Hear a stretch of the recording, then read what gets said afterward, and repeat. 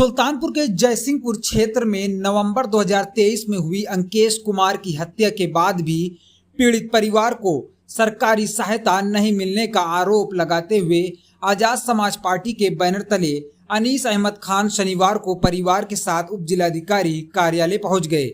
उन्होंने प्रशासन से तत्काल आर्थिक सहायता, आवास और अन्य सरकारी योजनाओं का लाभ दिलाने की मांग उठाई। वहीं पीड़ित की मां सुशीला ने कहा कि बेटे की हत्या के बाद अधिकारियों ने हर संभव मदद का भरोसा दिया था, लेकिन 1.5 साल बीत जाने के बावजूद परिवार को कोई राहत नहीं मिली। उनका कहना है कि आर्थिक तंगी के बीच मृतक की 2 वर्षीय बेटी का पालन पोषण करना बेहद कठिन हो गया है। कई बार अधिकारियों से गुहार लगाने के बाद भी समाधान नहीं मिला।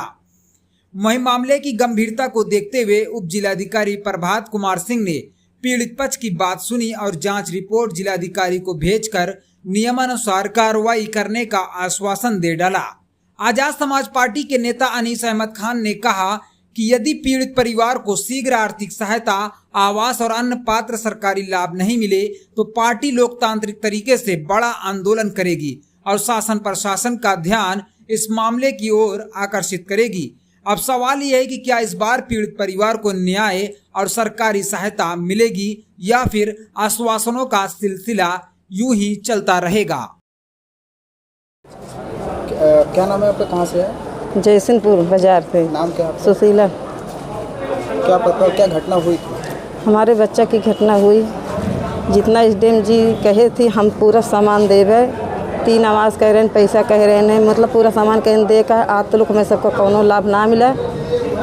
जब ये आई थे तब एक वो का मार देते कोनो सुनवाई ना हो तो हमका, लेकिन आशा बा कि एसडीएम साहब हम हमार रक्षा करेंगे। मृतक के कितने बच्चे हैं? यही बच्ची पेट में रही है। ये बच्चे? हाँ। अब बच्ची कोई लाभ आपको नहीं मिला? कोई लाभ नहीं मिला। आज मिले एसडीएम साहब से, क्या बातचीत हुई? एसडीएम जी भैया सब बतियाने ने कहीं न हो ही जाए, देखा कहीं यहाँ अब विश्वास बा भैया हर एक आए हमका सबके आगे विश्वास बा, बाकी हमका विश्वास ना कैसे काम हो जाए। ये कि लगभग 2023 का एक मामला है। एक एससी बिरादरी का अंकेश कुमार की हत्या हो गई थी, मोटरसाइकिल सहित मर्डर करके कुएं में डाल दिया गया था।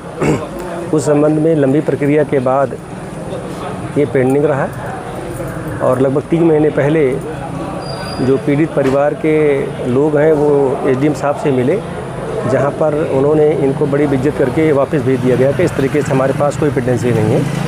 हमने लगभग 3 महीने पहले उसको रिव्यू के लिए एप्लीकेशन डाला, रिपोर्ट के लिए डाला, दोबारा रिपोर्ट आ गया सीओ साहब और एसडीएम साहब के पास, वो सारे अभी भी पेंडिंग है। आज उस संबंध में क्योंकि ये डिले हो गया है लगभग 2 महीने पहले और मृतक की एक 2 साल की बच्ची है, आर्थिक हालत ठीक नहीं है, घर नहीं है, धमकियां दी जा रही हैं। कोई भी स्थानीय लोग, चाहे विधायक हो चाहे प्रशासन हो, इनका कोई मदद नहीं कर पा रहा है।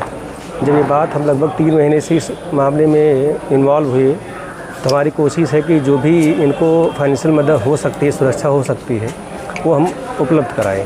मेरे मांगे ये है कि कुछ आर्थिक मदद मिल जाए, जो 2 साल की लड़की है उसके भरण पोषण के लिए काम आ जाए और छोटा मोटा आवास मिल जाए। तो जब प्रकरण हुआ था उस समय क्या कोई वादे किए गए थे या? बिल्कुल वादे किए गए थे, कंपनसेशन के लिए वादे किए गए थे, लेकिन वो मौखिक रूप में थे, कोई लिखित रूप में नहीं दिया गया था।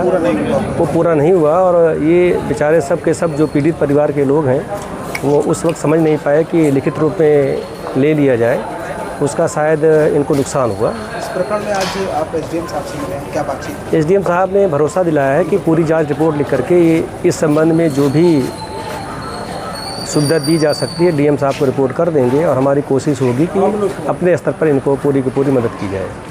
अगला कदम क्या होगा अगर आप? अगला कदम ये है कि हम 15 दिन 1 महीने का और एसडीएम साहब की रिपोर्ट का इंतज़ार करेंगे और डीएम साहब से मिल करके इस बारे में एक अपडेट लेंगे। नहीं होगा तो फिर अपने मुताबिक धरना प्रदर्शन और इस तरीके से मुख्यमंत्री से मांग की जाएगी। लड़ाई? बिल्कुल, लड़ाई जारी रहेगी कोर्ट से लेकर के और शासन तक।